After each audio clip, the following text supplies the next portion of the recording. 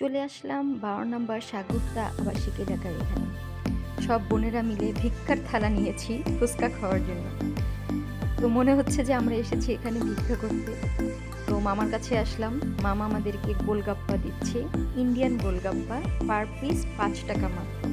তো ছোটোখাটো একটা কম্পিটিশনের মধ্যে চলে গেলাম আমরা। আমাদের বড় আপু আমাদেরকে ট্রিট দিচ্ছে আজকে। সো যে যতটা খেতে পারে। তো খুব ট্রাই করতেছি খাওয়ার জন্য। গোলগাপ্পাগুলো এতই বড় যে খাওয়াটা খুবই কষ্টকর, আমাদের ফুচকার মতো ছোট না। বাট তারপরেও চেষ্টা করে যাচ্ছি কতটা বেশি খাওয়া যায়।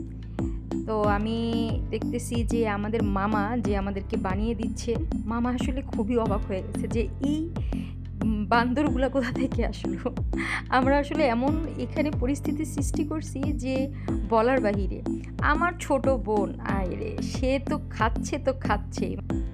যেই টক দেই না কেন তার সবই ভালো লাগে এবং পরিশেষে নিতুই ফার্স্ট হয়ে গেল।